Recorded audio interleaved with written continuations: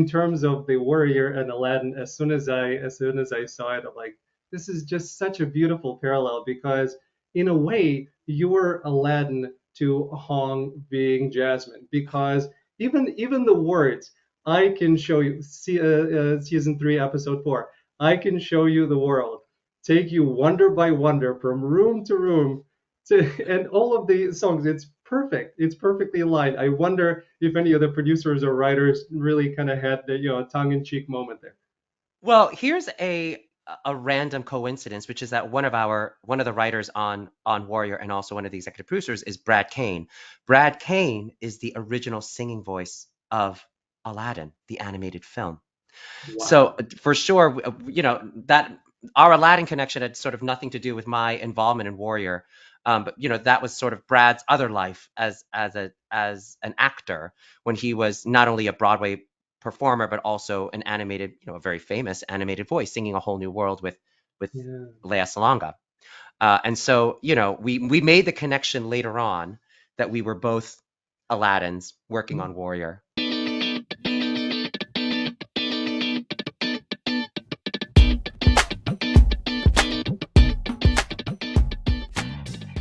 Welcome back, everybody. I am really, very happy to welcome Telly Leung to the program. Telly is playing Marcel on the new season 3 of Warrior. It's really interesting role.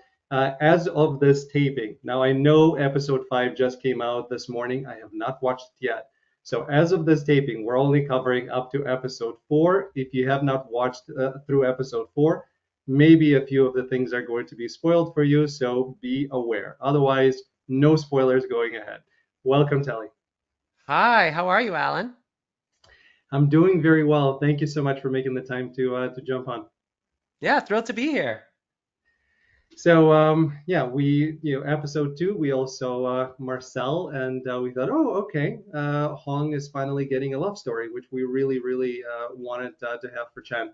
By the way, speaking of Chen, and I have to Chen and I were trying to figure out a time so we can make it a surprise for you, and Chen would jump on during the interview. Unfortunately, it's not happening, but Aw. Chen loves you, says that you are an amazing scene partner and a human being, and he really enjoyed working with you. Well, I feel the same. I have the utmost love and admiration for Chen, and I not only does he do excellent work on screen, but he was a wonderful tour guide for me as the new kid on the block when it came to being in Cape Town. He has such a he really got to know Cape Town and really fell in love with it while he was Mhm. filming season 2.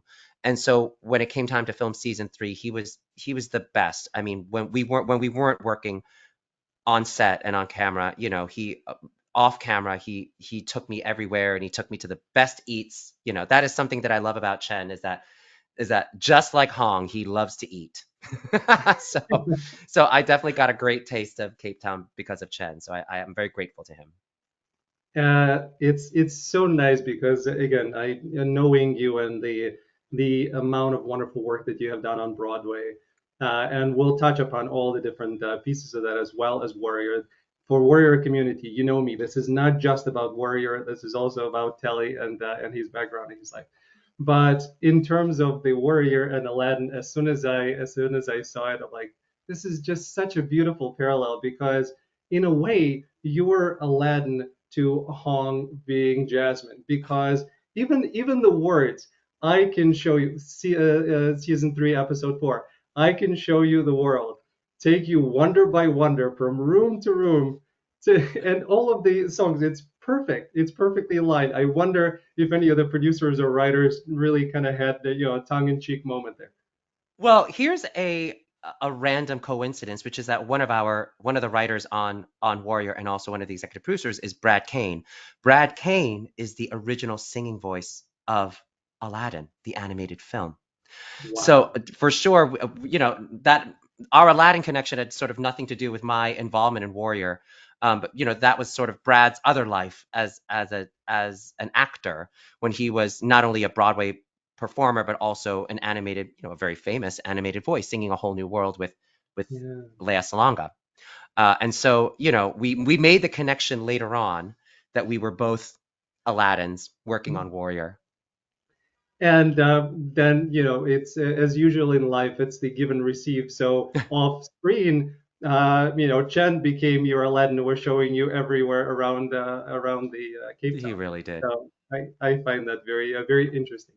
By the way, I love Aladdin. When I was growing up, I certainly had a crush on Jasmine. So she's one of my three favorite Disney princesses. Now that I know that the original voice of Aladdin, the song that I kept on singing for many years, and then when my daughter grew up, her and I did a duet of it, yeah, Oh. at home. Nothing on stage, but it's still one of my favorite songs. So. That's so great. It's so beloved. Me too. I fell in love with Aladdin when I was, 12 years old. It was sort of the animated film, the Disney film for me that really drew Mhm, me into the Disney canon because, of course, Little Mermaid, Beauty and the Beast, they were heroines. And here mhm, was Aladdin, and it was really a kind of a buddy adventure, a yeah. buddy comedy, also a buddy adventure story, very much in the same way that many classic buddy comedies are. Aladdin and the genie are best friends, right? Mhm. In the same way that when you watch like Indiana Jones and Short Round, like it's like the hero and the sidekick. Like I had such a great I know that I had such a great time as a 12-year-old watching Aladdin and all those great action sequences flying in and out of the Cave of Wonders. I mean, it was really like, yes, it was made for the princesses because of Jasmine, but it was also something that I think really was fun for like, you know, boys to go. Like my dad took me to see the animated film when Mhm. I was 12, in the movie theater. It was it was a little bit like an action film too. So it was really fun. I have very fond memories. So to get to do it on Broadway and get to play Aladdin, of course, slightly stressful, but also really fun to get to live out a childhood dream to be to be a Disney prince. And you kept on living out your dreams because I know Rent was one of your favorite shows, and then you got to be in Rent 10 years afterwards. So how is it living out all of these, kind of childhood fantasies? Yeah, Rent, first of all, Rent as a musical changed the way we looked at musical theater. And, I remember being 16 years old, a high school student, and Rent was everything. I mean, Rent was not just a musical that was on Broadway that theater fans loved. It was a cultural phenomenon, right? It was on the cover of Time magazine. And so as a high schooler, everything was about Rent. And it was really the show that made me want to do theater. Growing up as a New Yorker, as a high school kid in New York City, I hadn't really seen Broadway shows that reflected me. I hadn't seen a show that I sort of could look at on stage and go, I could be in that. The first couple of shows I saw were Cats, and everybody's a cat, so you sort of don't know who's underneath all that makeup. I saw Crazy for You on Broadway, which is a fabulous show, but I saw no Asian people on stage. And it wasn't really until Rent that I was like, oh my gosh, here is the diversity of New York City, the city I grew up in, the city that I love, reflected on a stage. And I saw myself. And it was really the first time that I went, maybe I could do this. Maybe this world is for me. So 16 years old, falling in love with Rent, you fast forward 10 years and I'm in the show. I get cast in the show as a professional actor and I am there until the show closes on Broadway in 2008. I take the show on tour, and the Broadway tour with two of its original stars, Anthony Rapp and Adam Pascal. That takes me to Japan and Korea. I get to do the show again at the Hollywood Bowl with Neil Patrick Harris directing. So it's a show that keeps on giving. And now I just directed a production at UC Irvine. So now it's my turn to take this show that was so beloved to me, that really defined my generation, and now give it to a whole new generation. It was a really full circle moment for me to be able to do that. That's amazing. Few more things before we get into Warrior, and I know Yes. Warrior Community. I know you're waiting for it. We'll get there. In terms of Broadway shows, because you've been in quite a few, and you grew up watching them, being in New York, and just a token right away. Top three favorite Broadway musicals. Oh my gosh. They change every day. So if you ask me tomorrow, they might change. But number one is always Rent, because again, it's something that I know so well, and it's the show that made me fall in love with theater. I love Chicago. I think Chicago is a very smart show. And I remembered, again, that show came out in 96, 97. And I remembered it was one of the shows that had the $20 rush ticket, and as a high schooler on a limited budget, I remember paying my $20 to sit in the front row to see Chicago and a little bit getting my ass kicked and feeling like, okay, I should get my butt in dance class. So that show always meant a lot to me. And it also was, for me, it was like a connection to an era of Broadway that I was too young to experience. Bob Fosse, that tradition of Broadway. And I also really love Company. And I think it's because it's Stephen Sondheim. It's a Mm. show that I got to do in college. I played Bobby in Company in a university production that was directed by Billy Porter. So I got to know Nice. that show very well.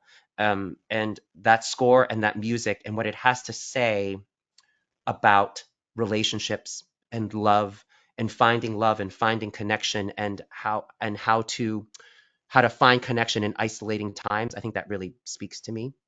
So I would say those are my top three. That's wonderful. Yeah, I also have a very hard time choosing. For now, they are Fiddler on the Roof, Something Oh, Rotten, and Holiday Inn. oh, good choices. Really good choices. Okay, let's get to Warrior. How did Warrior come about for you? Well, I wish I had a really like fancy showbiz story to tell you about how Warrior came about for me, but it was very much in a very traditional way. My manager, a wonderful manager in Los Angeles. His name is Kyle Dean. He sent me an audition. He said, "Put yourself on tape." And you have to know, I'm sure you've heard many actors say this. We are constantly putting ourselves on tape for things, Mhm. for auditions, and we get way more no's than we get yeses. So, the job of an actor is to audition, really, and keep putting yourself out there.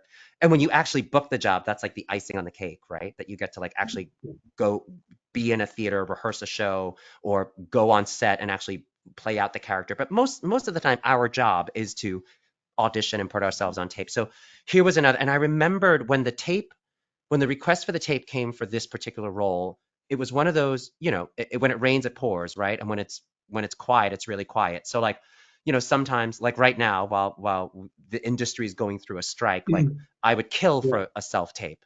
And there are yeah, some days where you're like, okay, my agent has sent me 4 self tapes. They're all due tomorrow. And you sort of yeah. rack your brain about how am I gonna like prepare 4 different self tapes that are all due tomorrow and make sure I put my best foot forward, my best work forward for all of them, right? And that was one of those days when Warrior came about. I had 3 other tapes that I had to do. Warrior was like the fourth one, and I just said, "Ugh, like I don't even want to do this one." And then I read the sides, and Yeah. I read the scene, and I said, "Oh my gosh, this is excellent writing." And I said, "And it's a gay Chinese singer." I said, I'm sort of really right for this, right? And of course, I knew of the show because my friend Hoon Lee, who I had done 2 Broadway shows with, was also on the show. So I Yeah. said, okay, this is the one I really should work on, and I don't know. I'll just put myself on tape, do my best, and then see what happens. And then you send those tapes, and you put them in a Dropbox, and you forget about them, right? You just go, okay, that was it. I did it. Next, on to the next. And then I got a call back. And they said, put yourself on tape again with another scene. I had a Zoom meeting with Josh and Evan, our amazing showrunners. And then that was it. And then they were like, great, see you in Cape Town. That Well, was that's it. That was, I wish there was some wild story about, you know, but running into somebody at a gas station and getting discovered, but that wasn't it at all. This was a very traditional way of getting a job. no, that's wonderful. And yes, I'm an actor as well, so I know about getting 3 or 4 things. My favorite one was getting an audition where I had to do 3 different characters for one, TV show, and one of the characters I had to do it in 2 different languages. And then trying to get all of that through my head and make sure that they're different and these 3 different people are living in me at the same time. Oh, are you My daughter, bilingual? yes, yeah. Well, what Uh, what what other language do you speak? I'm originally from Ukraine, so Ukrainian and Russian. Ah, oh, Yeah. amazing. Yeah, yeah, yeah. And I speak I've Chinese been, too, so yeah. yeah, a number of questions are going to come your way, based on that. But I remember my daughter was helping me, self tape, and she just got tired after hours of this. She's like, "Dad, your Russian accent now sounds Scottish. It's time to take a break." Yeah, for sure our families should be getting paid for how often we are forcing them to be our scene partners in self-tapes. I now say to my husband after he comes home Yeah, after, a long day of work, a 9 to 5 job, he comes home and I go, "Honey, can you please do a self-tape with me before we cook dinner?" And I just bribe him with, a wine. yeah. It's true. I actually paid my daughter at some point, $5 or $10 an hour in order to help me self-tape. Anyway, so but no chemistry reads with Chen. It's interesting that I talked to Dominique yesterday, and she didn't have any chemistry reads with Langley. I'm wondering.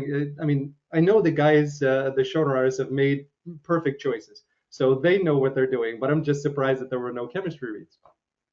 Yeah, in this day and age, I think also in the day and age of COVID, that's really difficult to do, right? And also, again, I think Warrior is so unique in that it has such an international cast from all Sure. over the world, right? So Yeah. I think the chemistry read would have been very difficult on Zoom to do, to do this. But I also know that, Josh and Evan are amazing. Not only they're amazing showrunners, but they're wonderful human beings. And I could tell that Zoom meeting was less about can you act, but more Mhm. about do we want to spend 4 months in Cape Town with you? Are Yeah. you a good human being? Are you somebody that can hang in Cape Yeah. Town with us? Because we're about to all fly to another part of the world and be with each other for many many hours on set, off set, be each other's support system and family in a country that probably we've never been in. I'd never been in Cape Town. Are you a good energy for that? And for me, I don't know. I very much felt that that was much more my final callback than any sort of acting. I think by the time you get to that phase where you get to have a Zoom meeting with the showrunners, it's really just to see, all right, are you cool Yeah. people? Yeah. And I think for me, coming from the theater, I do 8 shows a week. My first 3 Broadway shows I understudied. So oftentimes I'm going on and all of a sudden they're like, okay, you're on for Angel tonight. Great. You're going to be falling in love when kissing a Collins that you've never met in Rent tonight. And the first time you fall in love Yeah. is probably the first time you're falling in love on stage with a particular actor that very night. And you Yeah. learn how to create that chemistry, how to fall in love with those people right away. Even if you don't, you learn how to act and make it convincing so for the Yeah. 1,000 people that are watching you, Mhm. right? So for me, I love that. I love that part of acting, which is that I am constantly getting new scene partners all the time. I just really lucked out that with Chen, he is such an available, wonderful scene partner, and that we very quickly had chemistry together. So I felt very lucky that I had that experience. And Chen is a really, really wonderful human being and a very deep and soulful person. So, and I like that he's able to translate that. And we see that part in Hong. And we, as a community, I know I was for it. And I think I told Chen that before. When are you going to get your love story?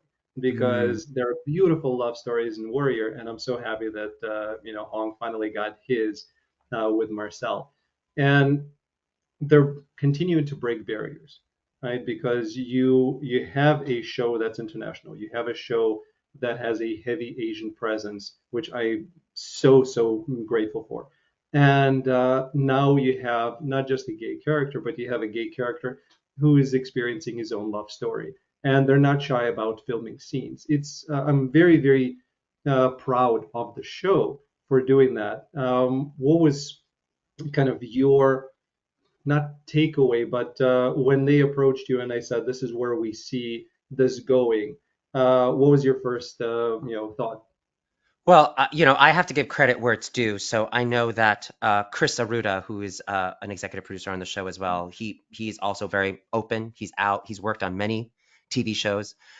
He It was really his insistence that this character, that Hong, really have a love story. That Hong is, Yeah, what I love about season 2 of the show. This is before I even got cast as Marcel, but yeah, that when Hong was first introduced as a gay character, I love that yeah, his brothers, that Young Jun and Assam, you know, basically accepted him into that family as if it was no big deal, you know, and in many ways, watching that kind of allyship was so touching to me as a member of the LGBTQ community. And I said, wow, that's a really powerful statement to say, especially on a show that has a lot of testosterone, that probably has a very heavy male fan base. To show that kind of heterosexual allyship for somebody who is LGBTQ, I think is amazing. So then for him to in season three, now that, you know, as you know, season three was sort of like it was like Lazarus rising from the dead, right? The show wasn't supposed to happen, and here we are. Everybody's gifted with an opportunity to come back. I think what I love is that these executive producers were like, well, now that we have this opportunity, we must flesh out the story and give Chen and Hong this other aspect because it's going to speak to all of our LGBTQ viewers, and not just the LGBTQ community, but also for the straight community that might not know what it is like to be LGBTQ, right? So to get to see a whole other side of him, and for me to be sort of to serve that story, to serve, you know, for me to be there to open up Hong's eyes and maybe even open up some of our audience viewers' eyes as well to what that is like, to the to sort of the excitement of the discovery of that, but also the fear and trepidation of first going, "This is who I am," is is such an honor and such a privilege for me to get to be able to do that. And I think it's being done so well. You know, I think that the queer relationships that are being represented on the show are handled so beautifully and with such nuance. And I'm very proud that I get to be a part of that. Yeah, same thing with Olivia. It's Yes. mm. and the, I've noticed, and thankfully we've gotten to that point. I've noticed with Canadian shows before, with you know, Schitt's Creek, with the name of the show escapes me at the moment. I'll come up with it in a second. But I've noticed that the way that they're addressing these topics is as if it's not a big deal. This is normal. There are people who are straight, there are people who are gay, there are people who are queer. It really doesn't change anything about who the person is. This is who they are, move on. Let's talk about the stories and their life. And I'm happy that it's going there. Do you see overall that that type of a conversation and that type of a change is happening now? Yes, I do. You know, Mhm. as Lin-Manuel Miranda famously said, love is love is love is love. And I think we are all realizing that, you know, queer people, gay people have been here.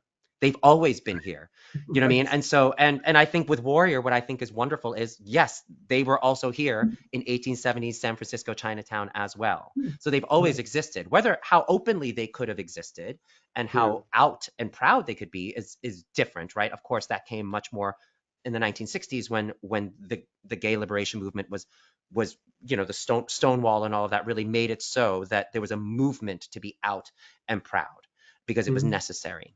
I think unfortunately we are living in times where it's not like that's ended.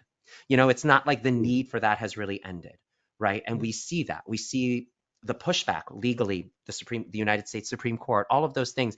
Now it's about making sure that our trans community also has the same sort of visibility and rights, that hopefully that community sort of receives the normalcy, quote unquote Mhm. normalcy, that the gay community has gotten, right? Um so yes, we've come a long way, and yet we have a long way to go. And it's interesting to me, and I'm not trying to, you know, put myself on any pedestal because I'm far from it. I'm a straight man. I do not understand why people would care if somebody is not like them. What is it within them that makes them worry or try to force something upon somebody else?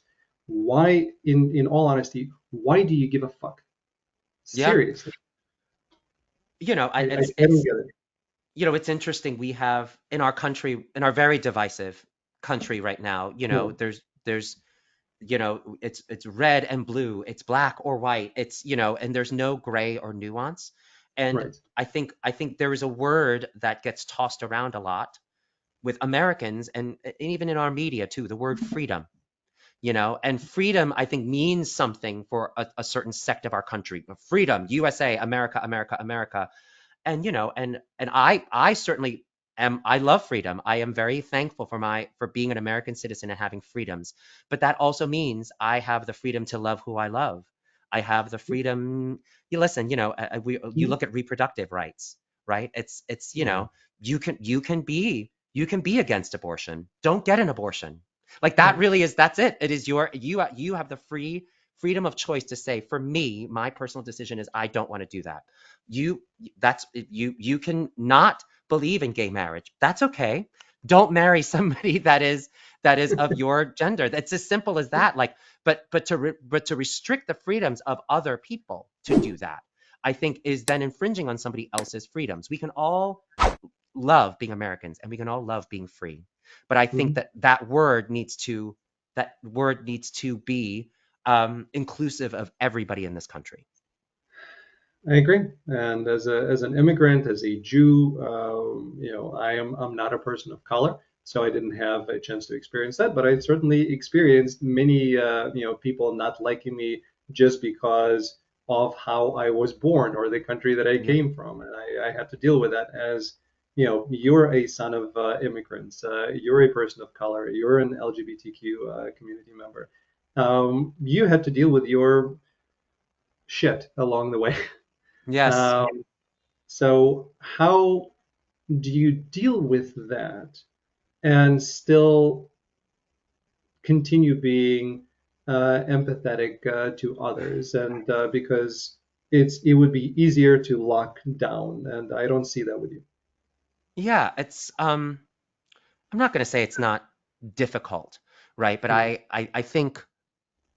I think as the son of immigrants, I very clearly remember my dad, at 5 or 6 years old, pulling me aside and saying, I know every morning when you go to school, you say the Pledge of Allegiance and it says liberty and justice for all.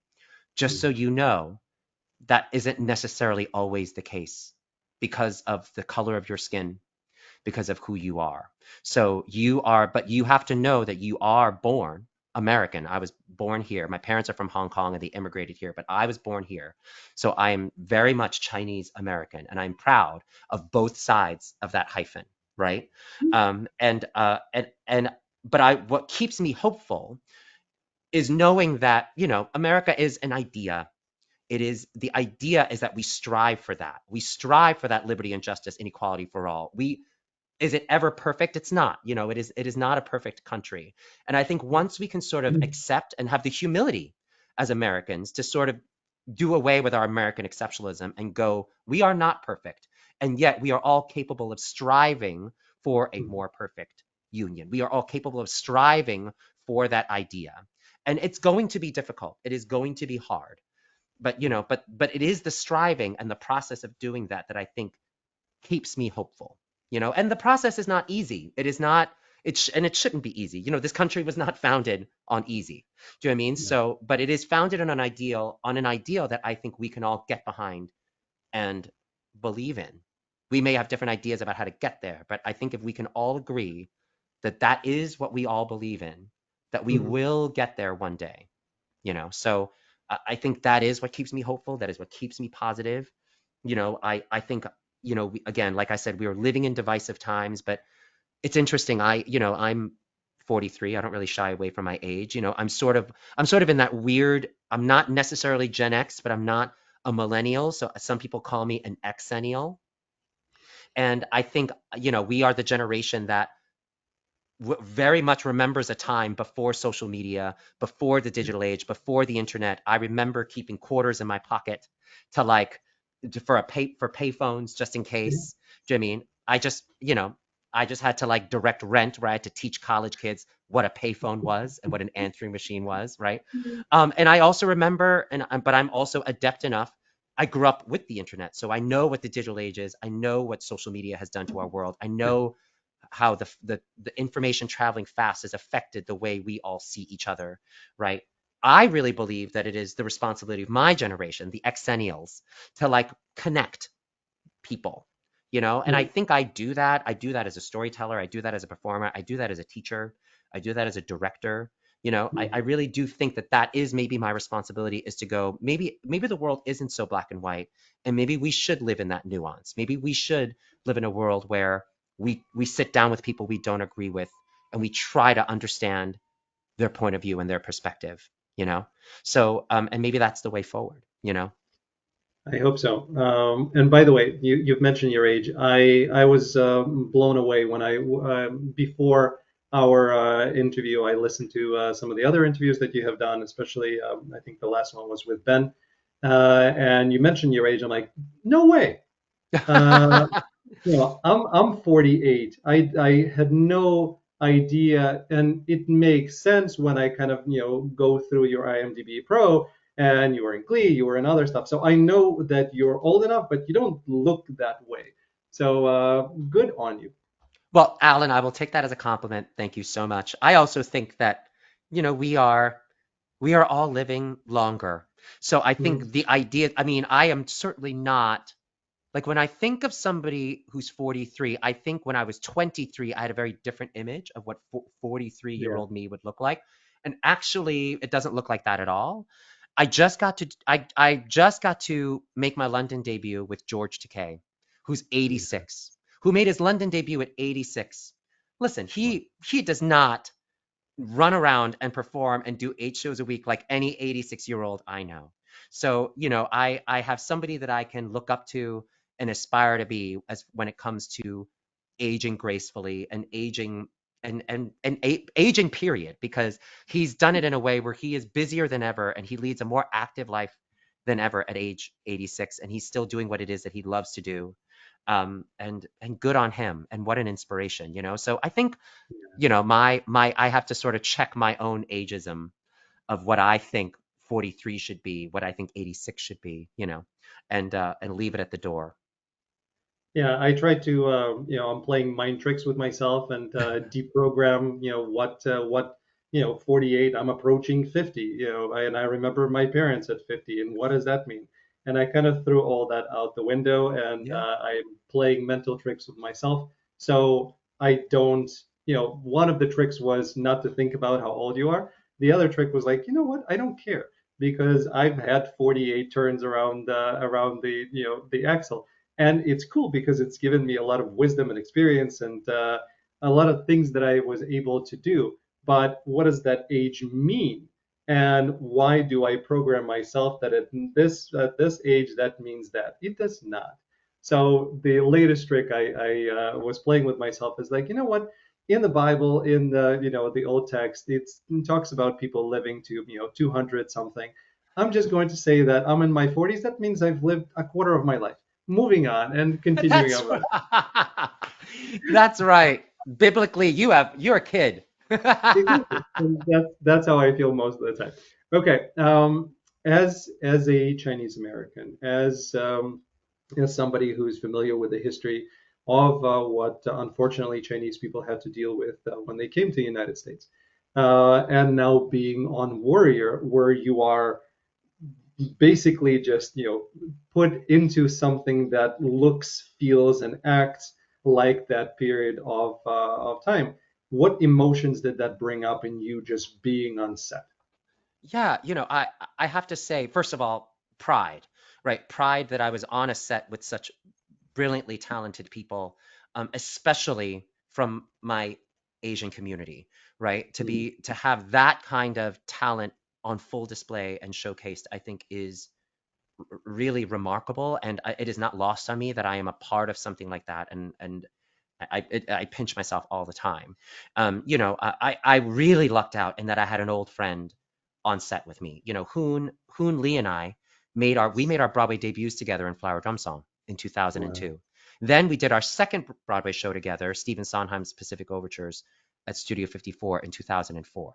So I've done two Broadway shows with him. We've remained close friends, and to have him already on the show, not only as a series regular, but this season as a writer, and I cannot wait for you all to see him and hear his mastery as a writer, is was such a gift, right? And so, for me, what I loved about Warrior, just as a fan before I even joined the show, is that it is a period piece, and I love things that sort of delve into American history, especially parts of American history we don't know about, right?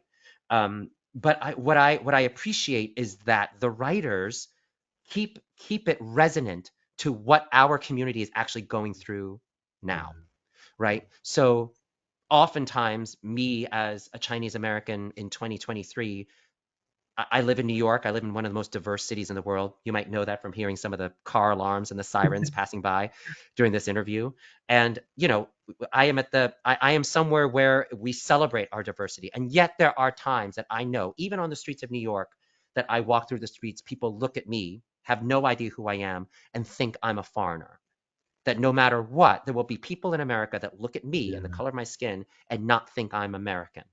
Yeah. And yet, what this country looks like in its very short history compared to the rest of the world, it is ever evolving and ever changing. Again, that is the beauty of this Mm. country. This country started as a refuge for people who felt like they did not have a place where they belonged, right? So again, that is it's interesting that like that show touches upon in the 1870s something that my community Mm. is still feeling today. And in many ways, I think that is the beauty of storytelling, the beauty of storytelling, whether it's on theater or on a television screen, is that here we are presenting characters and stories to make people not feel they are going through an experience by themselves. Because I think that the racism and the prejudice that Asian people might feel in this day and age, especially post COVID, is something that might feel very isolating, right? To know, right, we've been here since the Mm. 1800s and we've been dealing with the same things and we are still here.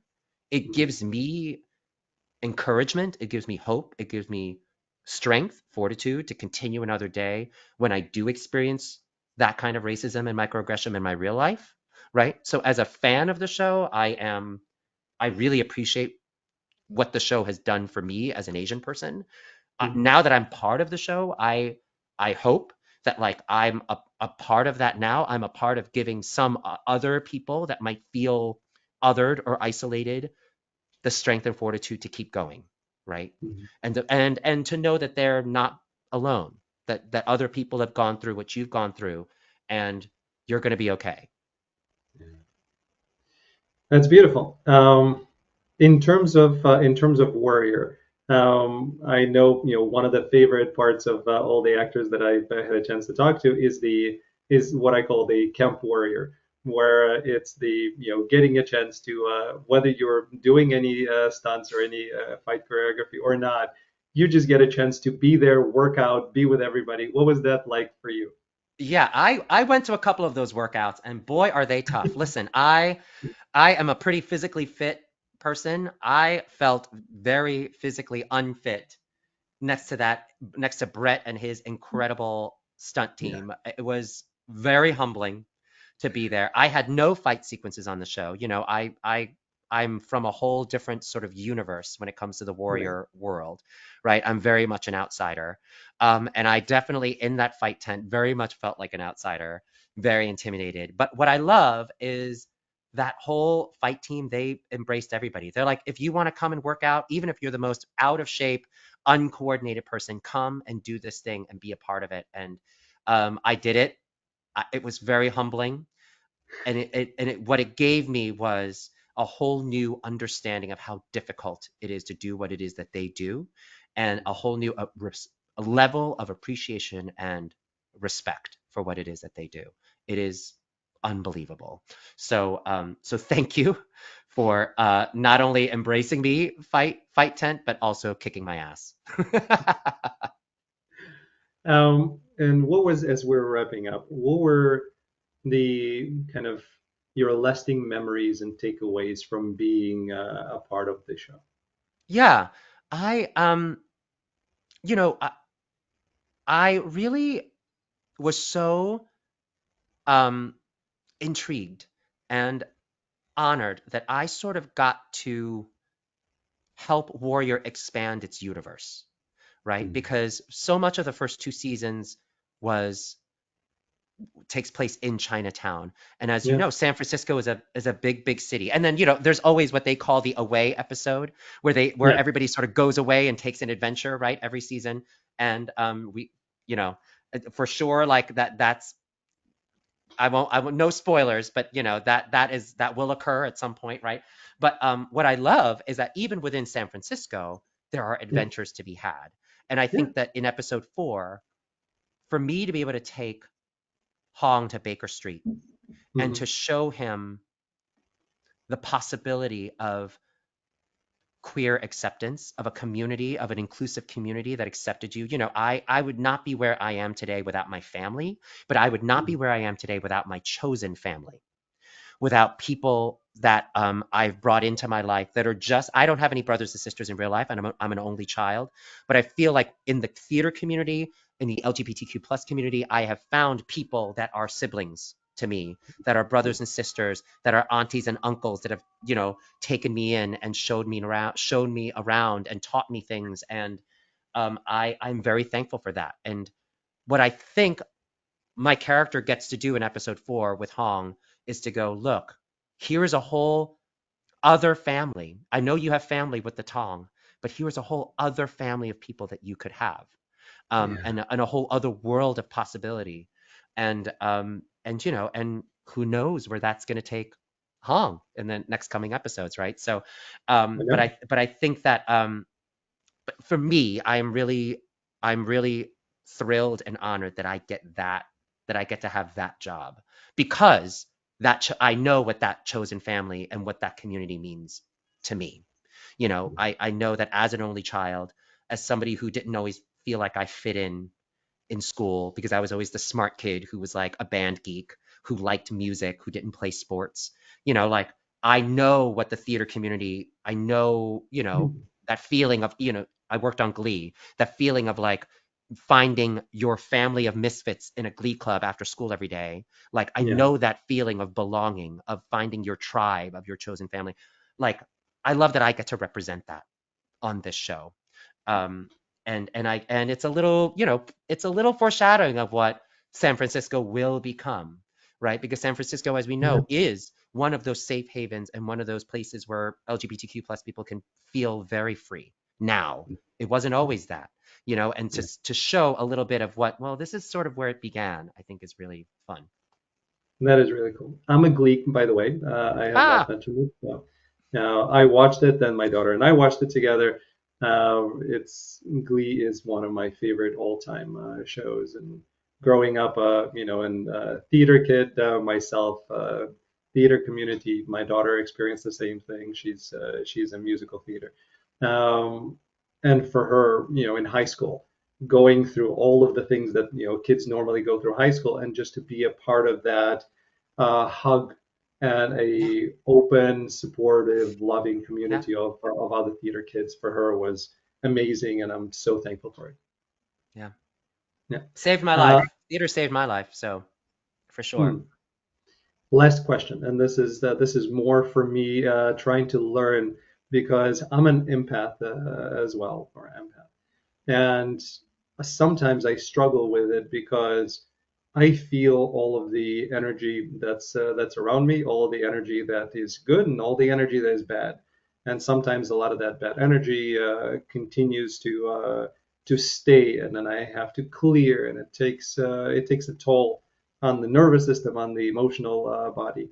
Um, how do you stand in front of 1,700 people doing Aladdin, or Mm. walk around the cities of the streets of New York, knowing that some people are looking at you, especially during COVID times and all the hatred and worse things that were happening during that time? How do you deal with that? Because you're an empath. What is your way of shielding yourself or not letting it get through? Yeah, it's I think our temptation is to Mm. label people or even label our own emotions as good or bad. And I think it first starts with going, nothing's good or bad. Like it's you know, if you really sort of go, even somebody's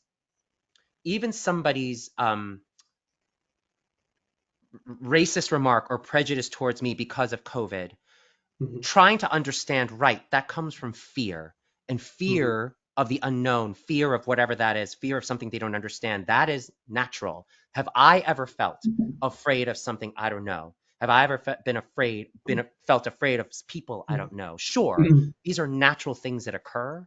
Um, for me, I think the first step is sort of saying nothing's really good or bad. People are not good or bad. You know what I mean? It's about sort of understanding where that comes from, really trying. And I think that I think that comes from my work as an actor, right? Like when we get characters, sometimes we can look at our characters and go, gosh, what a disgusting person, or what hateful things they're doing, right? And yet it is my job as an actor to go, okay, but I have to understand this person and not judge it.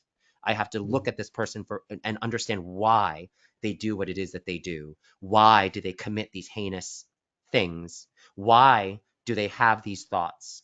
Um, and maybe that is my job, right? It is literally my job. You know, if empathy is defined as trying to walk in somebody else's shoes for a bit, that is literally my job, to like 8 times Yeah. a week enter the stage door, leave myself behind, and walk in somebody else's shoes and see the world through somebody else's eyes. Like, it has made me more empathetic. It doesn't mean that those racist statements or that fear doesn't hurt me. It does.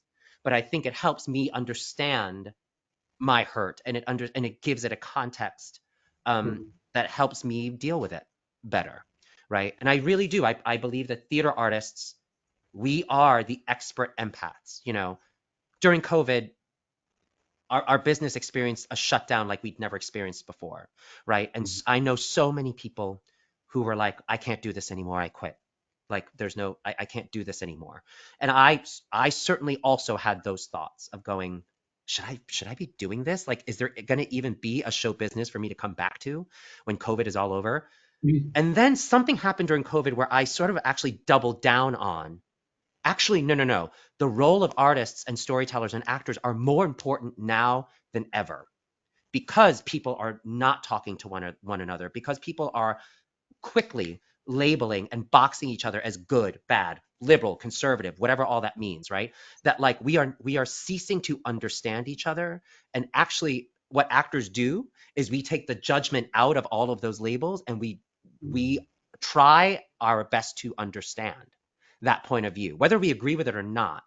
You know, we really make best efforts to do that. And I think that is a skill that I think is valuable for all human beings to learn and master. And I think we are now more important than ever, storytellers, right? Theater artists, actors, directors, writers. Like, we are the people trying to bring people together through stories in a subversive way. It's very In a subversive way. What it is that we do is political. It is helping the world. You know, it is very entertaining, and it is, and it is definitely sometimes things that we do on our downtime to relax is to turn on the new episode of Warrior. But that story does have an effect on us. It is our goal to tell that story and hopefully have the people who watch it be entertained and forget their Mhm. troubles for a bit and go to a new world for a bit, but also to see the world differently because they've watched this episode of television, right? It may not hit them right after the show is off. It may hit them, 5 minutes later, 5 years later, who knows? Mhm. But it is our goal to sort of change people's perspectives through it is what we do. So, I don't know. I'm going to double down and say it's more important now than ever to be empathetic. I agree with you. And on that note, thank you so much, Telly, for coming on and spending some time with us. I know the Warrior community requested you to be Ah, on my little show. They oh. wanted to hear from you, and I'm very happy that they got a chance to. Well, Alan, thank you so much for holding space for all of us, and I'm thrilled to be with you. And I hope you enjoy the rest of the season.